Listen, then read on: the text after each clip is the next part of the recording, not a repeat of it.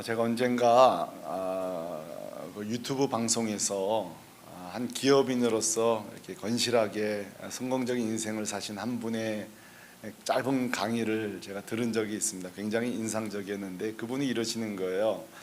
자기 인생을 2막으로 나눈다면 1막은 때문에 인생이었고 2막은 덕분에 인생이었다, 이렇게 말해요. 뭐라고요?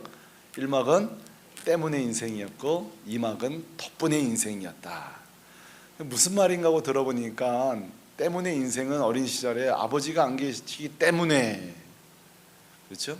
가난하기 때문에, 그렇죠? 그 다음에 학교를 못 다녔기 때문에, 또 몸도 약했는가 봐요. 몸이 약했기 때문에, 이 때문에 인생이었다는 거예요. 그런데 2막을 어떻게 살았냐면 아버지가 안 계신 덕분에 스스로 개척하는 법을 배우게 됐다는 거예요. 그렇죠? 몸이 약했기 때문에, 덕분에 누워서 독서를 많이 할 수 있었다는 거예요. 학교를 다닐 수 없는 덕분에 모든 사람을 다 스승 삼아서 배우려고 했다는 거예요. 가난한 덕분에 일찍 사회에 진출해서 할 수 있었다는 거죠. 그렇죠? 이게 때문에 인생이고 반전이죠. 덕분에 인생이죠. 사랑하는 우리 새물기 공동체 여러분, 여러분의 인생은 때문에 인생입니까? 아니면 덕분에 인생입니까? 누구보다도 때문에 인생을 살 수밖에 없지만 사실은 덕분에 인생을 산 사람이 여러분 사도 바울이라고 할 수 있겠습니다. 여러분 사도 바울은 자신의 인생을 그야말로 주님 덕분에 인생이었다고 하면서 그의 서신서 여러 구절에 그걸 밝히고 있습니다만 고린도후서 12장 10절에 이렇게 말하고 있어요. 그러므로 내가 그리스도를 위하여 약한 것과 능력과 궁핍과 박해와 공고를 기뻐하노니 이래요. 왜냐하면 내가 약할 때에 곧 강함이라. 환난과 어려움이 오기 때문이었는데 오히려 약하기 때문에 강함 대신 주님의 능력을 본인이 경험할 수 있었다는 거죠. 그러니까 때문에 인생의 연속이었지만 사실 사도 바울은 주님 덕분에 인생을 살았다는 거죠. 야, 내가 약하지만 오히려 강할 수 있구나. 약한 자를 오히려 주님이 도우시는구나. 자, 오늘 본문에도 그 덕분에 인생을 바울이 간증을 하고 있습니다. 자, 우리가 잘 아는 것처럼 빌립보서는 에베소서, 골로새서와 더불어서 로마 감옥에서 교회들에게 쓴 편지입니다. 기억나시죠? 예. 그런데 지금 갇혀있는 로마 감옥에서도 또 이 덕분에, 주님 덕분에 인생을 체험하게 된 것을 오늘 간증하고 있는 거예요. 자, 12절에 그 인생을 이렇게 우리에게 소개하고 있습니다. 12절을 우리 같이 한번 읽어볼까요? 시작. 형제들아, 내가 당한 일이 도리어 복음 전파의 진전이 될 줄을 너희가 알기를 원하노라 그랬어요. 자, 여러분 여기서 모르는 단어는 거의 없는데 하나 정도는 좀 헷갈릴 거예요. 자, 어쨌든 간에 여기 내가 당한 일, 이거는 감옥에 투옥된 거죠. 그렇죠? 감옥에 투옥된 거예요. 근데 지금 뭐라고 말하고 있죠? 감옥에 투옥된 일이 도리어 그랬어요. 도리어 복음 전파의 진전이 된 줄은 너희가 알기를 원하노라 이렇게 말하는 거예요. 여기서 말하는 진전이라는 말은 사실은 군사 용어예요. 여러분 군대가 이렇게 딱 지나가려면 남자들 군대 갔다 오시면 알겠지만 공병대가 먼저 대로를 길을 낸다고요. 길을 내놓으면 그 다음에 군인사들이 글로 지나가는 거예요. 여기서 말하는 복음의 진전이라는 것은 큰 대로를 하나님이 내셨다 이거예요. 나는 감옥에 갇혀서 이제는 복음은 끝이 났구나 싶었는데 도리어 주님께서는 복음의 큰 대로가 열렸다는 거예요. 자, 바울이 지금 이 이야기를 하는 이유가 있어요. 우리가 잘 아는 것처럼 바울이 투옥된 동시에 성도들은 두 가지 의구심을 갖기 시작했어요. 첫째는 무엇이죠? 야, 하나님이 함께 하신다면 어떻게 이렇게 투옥될 수 있을까? 그런 생각을 바울에 대해서 성도들이 했던 것 같아요. 그리고 두 번째로 수근수근거림이 좀 있었던 것 같아요. 우리가 그렇게 힘들게 선교비를 보냈는데 저렇게 투옥돼 버리면 어떻게 되냐? 예? 그렇죠? 여러분, 교회가 이렇게 막 성교비를 보내고 후원하는데 그 사람이 병들어 버렸다 하면은 어쨌든 자기 탓은 아니지만 교회가 사기가 꺾이는 건 사실이잖아요. 그러니까 바울의 투옥에 대해서 사실은 교회가 지금 그렇게 신나는 분위기는 아니고 의구심을 갖고 심지어는 하나님에 대한 원망까지도 될 수 있는 그런 상황이에요. 그러니까 오늘 바울이 이 간증을 하는 거예요. 사랑하는 성도 여러분, 도대체 지금 바울은 자기가 이렇게 감옥에 갇혔는데도 불구하고 도리어 어떻게 큰 복음의 길이 열렸다고 말하는 걸까요? 오늘 바울은 우리에게 자신도 전혀 예상하지 못했던 큰 길, 우리 주님이 내신 복음의 진전 두 가지를 우리에게 소개하는데요. 첫째는 감옥 안에서 벌어진 큰 진전이고, 두 번째로는 오늘 감옥 밖에서 벌어진 진전을 우리가 두 개 살펴요. 첫 번째는 감옥 안에서의 복음의 진전, 복음의 큰 길이 난 거예요. 13절에 이렇게 말합니다. 제가 읽어볼게요. 이러므로 나의 매임이 그리스도 안에서 모든 시위대 안과 그 밖의 모든 사람에게 나타났으니 그랬습니다. 자, 여기서 중요한 단어가 있어요. 바울이 수감된 위치를 알 수 있는 중요한 단어가 하나 있어요. 그것은 뭐냐면 지금 시위대라는 단어예요. 시위대. 자, 지금 모든 시위대에 이랬죠. 이 시위대는 왕궁수비대를 말해요. 왕궁수비대. 자, 왕궁수비대가 왕을 지키는 일도 합니다만 동시에 또 하는 일이 뭐냐면 굉장한 흉악범이 있을 경우에는 그 흉악범을 지키는 일도 했던 것을 알 수가 있어요. 굉장히 내부에 있는 수감소라고 할 수 있겠어요. 그렇다면 지금 바울은 굉장히 깊숙한 곳에 수감되어 있다는 거죠. 그리고 모든 사람에게 나타났으니, 이 말은 뭐냐면 거기 있는 모든 사람이 다 알게 됐단 말이에요. 여러분, 뭘 알게 됐다는 말이에요? 여기 보니까 나의 매임이, 내가 지금 감옥에 간 것이 흉악한 죄를 져서가 아니라 이렇게 뭐라고 나오죠? 그리스도 안에서 모든 시위대안과 그 밖에 모든 사람에게 나타났으니, 다시 말해서 이 바울이 그 감옥 안에 있으면서도 그 왕궁 수비대라든지 수비대장이라든지 또는 거기 공무원들이라든지 수많은 사람과 접촉이 이루어졌던 것 같아요. 그러면서 그들과 접촉을 하고 그들에게 복음을 전하고 복음에 대해서 변론을 하면서 거기 있는 모든 사람이 다 알게 됐다는 거예요. 아하, 바울이 지금 죄져서 여기 온 게 아니구나, 복음 때문에 여기 갇히게 된 거구나, 저 사람 나쁜 사람 아니구나 하고 모두가 다 알게 되었다는 거예요. 그러니까 바울이 무죄하다는 것만 알게 된 게 아니라 그가 전하는 복음에 대해서도 그 안에 있는 사람들이 알게 되었다는 거예요. 이게 바울이 깜짝 놀란 거예요. 여러분, 바울이 감옥에 갇히는 순간에 바울은 그렇게 생각했을 거예요. 야, 이제 나의 전도 사역도 여기서 끝인가 보구나, 그렇게 생각했을 거예요. 왜냐하면 이때에 바울이 출소될 거라고는 보장할 수가 없어요. 여러분, 더더군다나 이 당시에는 대부분 순교를 당했어요. 그 타키투스라는 역사학자가 쓴 책에 보면은 그 당시에 여러분 예루살렘 성에는, 그 예루살렘 이 지역에는 밤에도 대낮처럼 환했다 그러잖아요. 왜 그렇죠? 예수 믿는 사람들을 장대에 매달아서 불을 질러놨기 때문에 밤에도 대낮처럼 환했다 그랬어요. 그처럼 끔찍하게 그리스도인들을 다 죽이던 시절이에요. 그러니 바울도 직감을 하지 않았겠어요? 아, 내 복음 전도 사역도 이렇게 끝나는 거구나. 그럼 속으로 소원을 빌었을 거예요. 내가 한 번만 더 출소될 수 있다면, 내가 저 바깥으로 한 번만 나갈 수 있다면 복음을 전할 수 있을 텐데 생각했을 거예요. 근데 이게 웬걸요? 감옥 안에도 영혼들이 있었다는 사실이에요. 그 사람들이 자기를 수감하고 매를 때리고 핍박자인 줄 알았는데 얼마든지 그들에게도 복음을 전할 수 있었다는 사실이에요. 그래서 바울이 뭐라 그래요? 도리어 복음의 진전이 되었다는 거예요. 할렐루야. 이게 바울이 놀란 거예요. 이게 하나님이 하시는 일이, 우리 주님이 하시는 일이 너무 놀라운 거예요. 야, 너무너무 신기하구나. 감옥 안에도 전도 대상자가 있다는 것을 내가 왜 생각하지 못했을까? 그렇죠? 자, 이것이 바로 감옥 안에서 있었던 복음의 진전이에요. 근데 여러분, 이게 끝이 아니에요. 오늘 보니까 감옥 밖에서도 있었던 복음의 진전이 있었어요. 그게 뭔지 아십니까? 자, 14절을 한번 같이 보겠습니다. 14절을 같이 한번 읽어볼게요. 시작.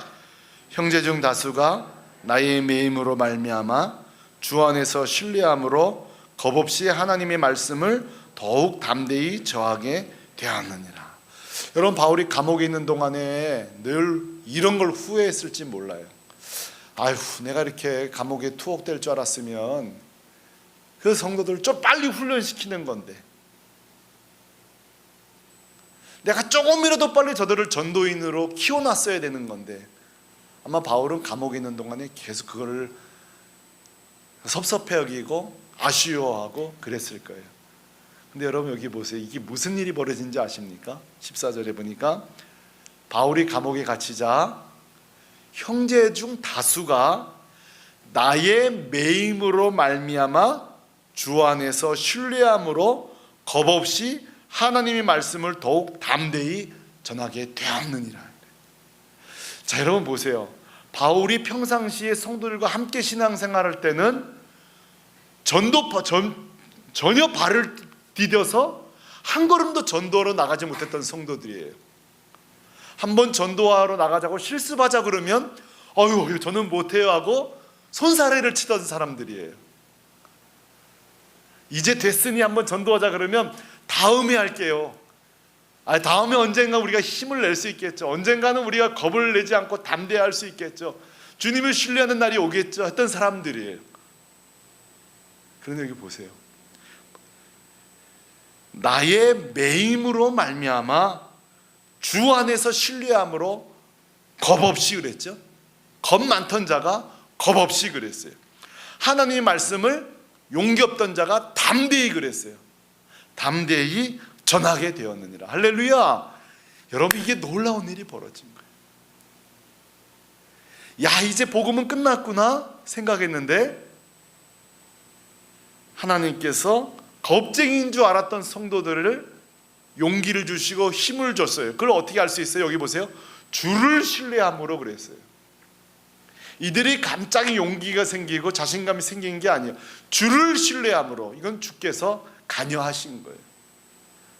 다시 표현하면 바울이 이제 사역을 할 수 없게 되자 주님께서는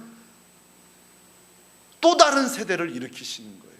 여러분, 우리 교회도 이런 은혜가 있기를 바랍니다. 비실비실했던 성도들이, 목이 곡소리 같았던 성도들이, 그렇죠? 아유, 무슨 저 같은 사람이 자신을 과소평가했던 성도들이 누구를 신뢰함으로? 주를 신뢰하게 되니까 겁없이 담대하게 되었다.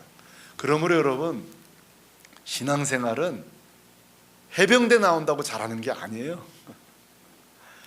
뭐 어릴 때부터 배포가 좋아서 되는 게 아니라 아무리 연약하고 유약할지라도 주를 신뢰하게 되면 겁없고 담대한 사람이 될 줄로 믿습니다. 우리가 연말이 되면요, 어떤 현상이 드러나는 거 아니? 담임 목사 전화를 다 이렇게 안 받기 시작합니다. 또 뭘 시킬까 싶어가지고 연말에 거의 부재중 이렇게. 그리고 자기 목소리로 지금 거신 전화는 뭐 이러면서 전화를 안 받습니다. 왜 그렇죠? 삼가 조심하는 거예요. 이거 이때 받았다간 뭘 또 시킬지 모른다. 왜냐면 제가 그랬거든요. 청년부 때에 그때 핸드폰 없던 게 얼마나 감사한지 몰라요. 저기 전 선생님 오신다 그러면 바람과 함께 사라지는 이렇게, 갑자기 급한 일이 생긴 것처럼. 왜? 분명히 지금 리더 한 사람 모자라는 거 알고 있거든요. 그러니까 사실 우리가 도망칠 게 아니라, 전화를 안 받을 게 아니라 주님을 신뢰하는 일이 필요한 거예요. 주님 나에게 힘을 주세요. 주님 감당할 힘을 주세요. 그러니까 어떤 목사님이 그랬어요. 주께서 우리에게 뭔가를 시킬 때에 내 빈손을 바라보지 말고 이 빈손에 주님이 뭘 채울까를 바라보라 그랬어요. 저는 이런 명언을 남기는데도 안 적으실 때 참 절망을 합니다. 그렇죠? 내가 무슨 일을 할 때에 뭘 보지 말라고요? 내 빈손을 보지 말고 이 빈손에 주님이 뭘 채울까를 보라는 거예요. 자, 여러분 연말에 제 전화를 잘 받으시길 바랍니다. 그래도 아멘 안 하시네요. 자, 이 사람들이요 주를 신뢰한 거예요. 저는 이 원칙을 믿습니다. 이 원칙을 믿습니다. 여러분, 제가 여러분 묻고 싶어요. 제가 지금 하나도 안 떨고 설교하는 것 같죠? 막 설교를 기다리면서 이틀을 보내는 것 같죠? 그렇지 않습니다. 이 설교는요 왜 이렇게 해도 겁이 나는지 모르겠어요. 네. 그렇게 하나도 그렇게 안 보이려고 또 얼마나 애쓰는지 몰라요. 제가 그렇게 안 보이 그런 척 안 한 것처럼 보이려고. 그럼 어떻게 여기에 올라올까요? 제가 어떻게 여기에 올라올까요? 또 주를 신뢰하는 거예요. 주님, 오늘도 원근각처에서 우리 성도들이 오는데 심지어는 식사도 못하고 오시는 분들이 있는데 주님, 내가 어떻게 거저 돌려보낼 수 있습니까? 또 주를 제가 신뢰하는 거예요. 또 붙드는 거예요. 요즘은요 또 하루 쉬면 또 금요 설교가 또 와요.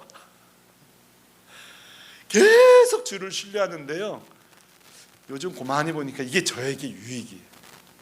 제 신앙에 큰 유익이 되고 있어요. 자, 보세요. 바울은 도대체 내가 투옥되면 누가 복음을 전할까? 이 복음이 어떻게 전달될 수 있을까 싶었는데 주께서 새로운 세대를, 새로운 전도자를 세워주시는 거예요.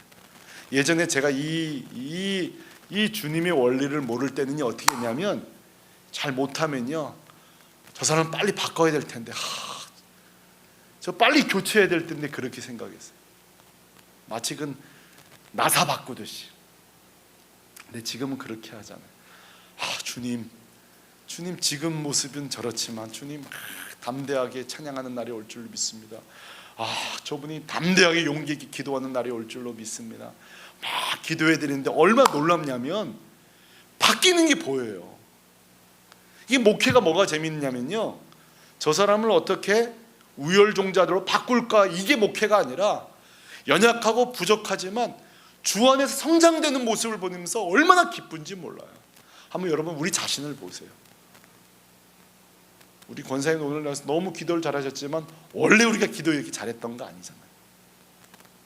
그렇죠? 주께서 우리를, 주께 신뢰만 하면 우리를 세우시고 일으켜 세우시는 줄로 믿습니다. 그냥 주일날 우리 학생들 볼 때마다 제가 맨날 그래요. 20년 뒤 권사님 딱 속으로, 30년 뒤 장로님 제가 속으로 딱 그래요. 제 믿음의 눈으로 보는 거예요. 그렇죠? 제가 이렇게 신학교 갔을 때 우리 선배 목사님이 그랬어요. 앞으로 네가 목회한다고 생각하니 깝깝하다 그랬어요. 깝깝하다. 언제 성장하냐? 언제쯤 성장가지고 네가 목회하려냐? 걱정돼. 한국교회가 걱정된다 그랬어요. 세월이 지나니까 조금 흉내내게 되는 것처럼, 그렇죠? 여러분, 우리 샘터지기들이요 이 마음이 있어야 돼요. 이 주님의 마음, 이 기다려주는 마음. 바울이 투옥된 덕분에 새로운 세대가 일어나는 거예요. 근데 오늘은 이런 말씀을 또 이상하게 적용하는 분이 있어요. 이러니까 내가 그만둬야 되겠다. 내가 그만둬야 새로운 일꾼이 일어난다. 참 탁월한 적용입니다. 이게 진짜.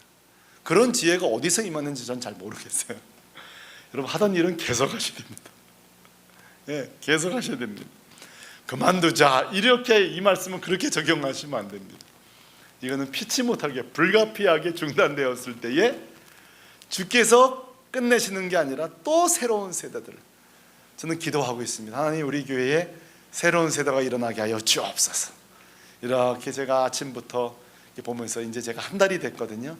한 달 동안에 뭐 얼마나 바뀌었어요? 우리 교회 뭐 조금 봤죠. 조금 보면서 여기도 일꾼이 필요하구나. 여기도 일꾼이 필요하구나. 장례식이 끝나면 장례식에도 경조팀이 한 있으면 얼마나 좋을까. 또 이렇게 수요예배 금요기도회 때도 안내가 있으면 얼마나 좋을까. 뭐 이게 여러 가지 생각이 드는데 제 결론은 뭔지 아세요? 하나님 세우시겠지. 아멘이시죠? 하나님이 하시겠지. 목사가 막 흥분한다고 되는 거 아니에요. 그런 기대를 갖는 거예요. 사랑하는 성도 여러분, 이런 도리어 진전, 이 덕분의 역사는요 성경에 너무 많습니다. 예를 들어보면 요셉이 팔려가잖아요, 애굽으로. 그렇죠? 애굽이 요셉으로 팔려갔기 때문에가 아니라 덕분에 가족 전체가 기근 때에 구원을 받습니다. 기억나시죠? 자, 베드로가 밤새도록 그물을 던졌지만 못 잡았기 때문이 아니라 못 잡은 덕분에 주님이 오셔서 능력을 보여주시는 거예요. 그러니까 하나님이 하시는 일은 너무너무 놀라운 거예요. 제가 함께 신앙생활했던 그 당시 제가 유년부 전도사였고 우리 부장 집사님이 한 분 계셨어요. 이분이 기가 막힌 얘기, 얼마나 특심한지 몰라요. 제가 집사님 언제부터 그렇게 특심하게 됐냐고 물었더니 하시는 소리가 자기가 기아 자동차에서 최연소 고속 승진을 했대요. 최연소 고속 승진. 예. 이거 대단한 거예요. 그 시기 질투를 이겨내면서 여러분 젊은 나이 승진하는 거 쉬운 게 아니에요. 정말 자기 스스로도 내가 이렇게 빨리 승진해야 될까 이럴 정도였대요. 그런데 여러분 갑자기 급성 간염이 온 거예요. 여러분 급성 간염이 오면요 그냥 스톱이에요. 모든 일이 스톱이에요. 그냥 무조건 그냥 입원하는 거예요. 집중 치료를 받는 거예요. 병실도 안 나니까 2인실에 들어가는 거예요. 근데 이 2인실의 그 병실 파트너가 누구냐면 교회 장로님이세요. 그것도 귀가 어두운. 그러니까 귀가 어둡다니까 극동방송을 한 3배 크게 틀어놓는 거예요. 이런 걸 전문 용어로 잘못 만났다는 거죠. 이게.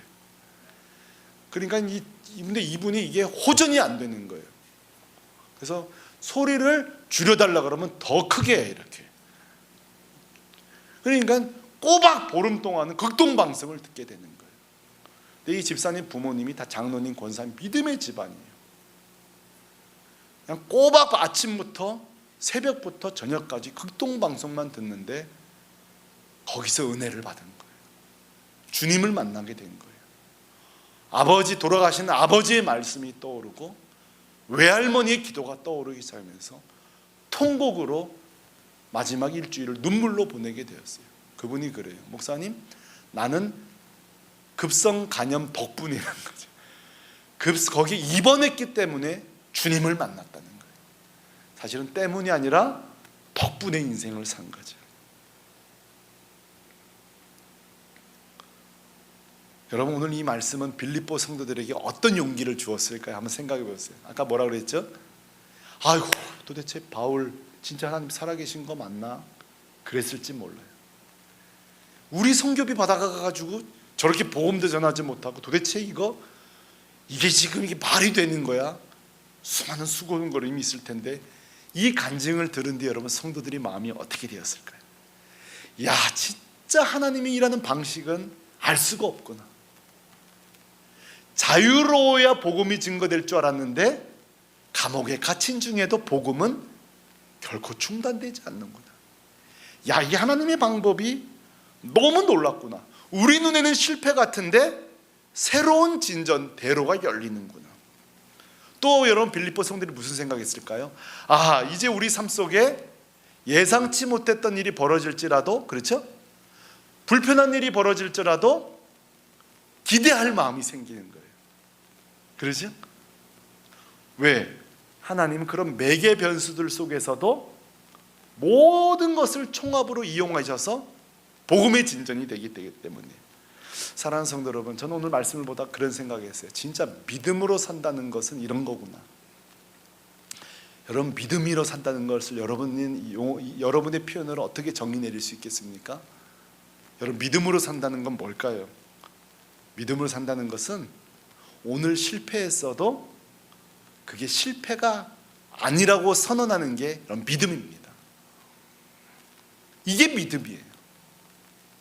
내가 최선을 다했음에도 불구하고 내가 원하지 않는 결과를 얻었을지라도 내 계획은 틀어졌지만 하나님의 다른 계획이 때문에 하나님의 다른 계획이 있다는 게 그게 믿음이에요.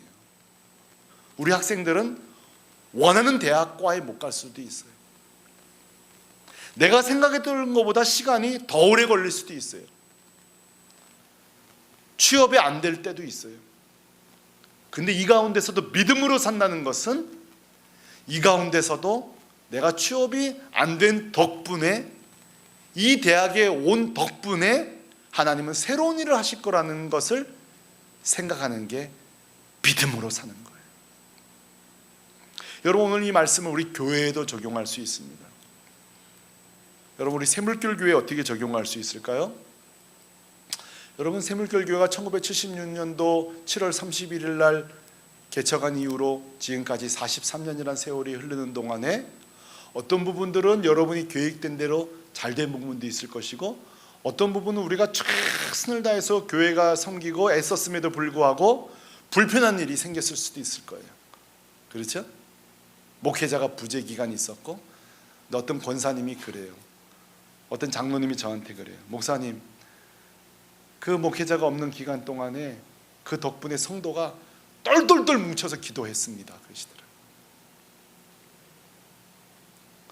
자기가 교회를 위해서 그렇게 오래 많이 기도 못했었는데 지난 6개월 동안은 정말 교회를 위해서 기도하게 됐다는 거예요.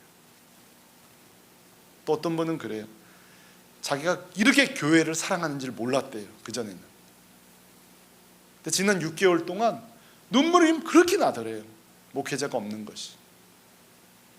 그러니까 이것도 여러분, 교회가 어려운 덕분에 또 우리 안에 생긴 놀라운 축복들이죠.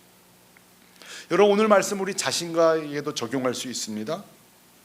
현재 내 삶이, 내 상황이, 우리 인생이 내가 다시 한번 시작할 수 있다면 그렇게 생각하면서 지금 후회되는 인생을 살 수도 있습니다. 답답할 수 있습니다. 그런데 오늘 이 시간에 우리가 믿음의 눈을 열어서 덕분에 얻게 된 영적 유익들을 이 아침에 계산하는 저녁 되기를 바랍니다. 계산해 보는 거예요, 이 저녁에. 그럼에도 불구하고 덕분에 얻게 된 유익은 뭘까? 우리 자녀들 가운데 어려움이 생기면서 덕분에 얻게 된 영적인 유익들, 그렇죠? 우리 젊은이들, 우리 학생들, 그런 경우 있잖아요. 저도 청소년 시절에 우리 어머니 아버지가 조금만 나를 더 뒷바라지 해줬으면 그런 생각했던 적이 있어요. 제가 오래전에 짐 정리하면서 일기장이 발견했는데요, 우리 친구 이름을 보면서 저 집에 내가 좀 태어났으면, 그렇게 일기를 썼더라고요. 내가 저 집에 태어났으면 훨씬 잘 됐을 텐데. 예. 근데 제가 목회자 자녀로서 덕분에 얻은 유익들이 엄청나게 많다는 걸 알게 되었어요. 사랑하는 성도 여러분, 예기치 않은 상황을 탓하는 때문에 인생을 사지 마시고, 그럼에도 불구하고 주님께서 열어주시는 그 새로운 계획을 믿음으로 바라보면서 어떤 상황 속에서도 우리 주님 때문에 우리는 덕분에 인생을 살 수 있다는 이 믿음으로, 그렇죠? 그 믿음의 눈으로 보면 모든 실패 가운데서 우리 삶 속은요 엄청난 경이로운 축복들로 가득 차 있는 거예요. 왜요? 주님이 그런 변수들을 다 축복으로 바꿀 것이기 때문에 그래요. 할렐루야! 이게 믿음으로 사는 거예요. 그래서 오늘부터 나는 실패자가 아니라 내 삶은 이 하나님께서 나만의 독특한 경이로움으로 여기까지 이끌어 오셨다는 이 믿음의 고백 가운데, 지금까지 이끌어 오신 은혜도 귀하거니와 이제 100세 산다고 하니 한 반은 더 사셔야 되는데, 앞으로 인생은 주님 덕분이죠. 덕분이죠. 한번 따라 하십시다. 덕분이에요. 덕분입니다. 때문에 인생 살지 마시고, 그렇죠? 그 하나님의 경이로운 영광스러운 계획을 신뢰하면서 너무나 입만 열면 감사하고 덕분에 인생 사는 저와 여러분 되기를 주님의 이름으로 축원합니다.